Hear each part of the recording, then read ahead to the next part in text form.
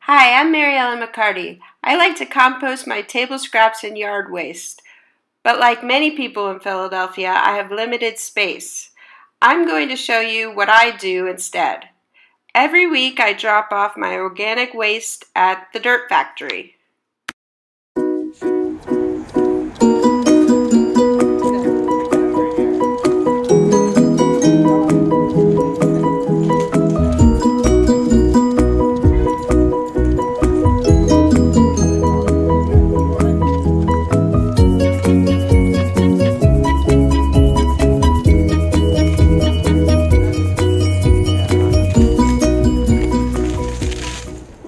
So the reason we did this in the first place is because we kind of started we were doing a lot of sustainability. We kind of realized that, greening triangles or whatever, it's all kind of has a sustainability tinge to it.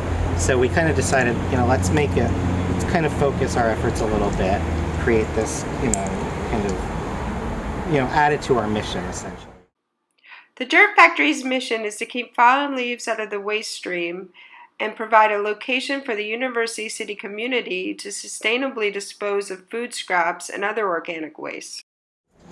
And the beauty of having two is if you've ever composted before, you don't want to just keep adding food waste to the same container because you're going to end up with fully composted material mixed up with raw food. So you really always need to have at least two vessels. So in this case, what we try to do is basically match the fill rates to the processing rates. So in theory, if we were filling these about as fast as they could handle, we'd fill one in about a month.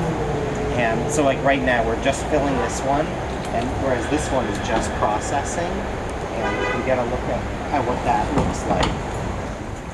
When you're finished with a batch, do you just make it so that people can pick it up and use it? Now we just have a lot, honestly, right now. So we kind of have a lot of batches that are in various states of kind of doneness. So it's interesting. So like I was showing you this stuff, which as you saw, looks pretty good. It's kind of the most fully composted material we have available right now.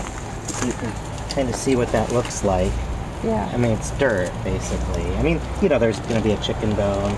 There's going to be some stuff. I mean, again, given the just extremely fast composting times here, we're just, a twig. This will be dirt 2 years from now, but not in the kind of time frames that we have. So if we have enough manpower, what we'll ideally do is we screen this. So we have this thing here. The idea is that we put our compost in here, rotate it, so we let the small stuff come through, and then we toss the chicken bones and that kind of thing. This is our most recent batch. This came out a month ago or so, and you really don't want to use it immediately. I mean, A, it's not fully composted, obviously, but B, it's still hot. So in those bins, it'll get up to 120, 130 degrees Fahrenheit. Not maybe right on top, but if we get down into it a little bit, put your hand in there. Oh yeah, it is hot. Yeah. There's a lot of pretty raw nitrogen in here that is really not ideal for plants anyway. So it'll kind of cool down. They call this curing.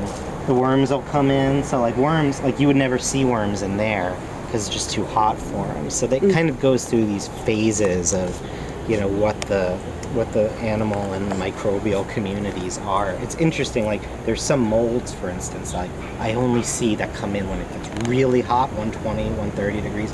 Then these molds come in and dry it out very fast. And then once stuff starts cooling down, then, the pill bugs come in and the worms and stuff. And then they'll, basically the longer it sits, the better. You put a mix of food and leaves on purpose, and what is that fraction you're going for? I match them about 50-50 by volume.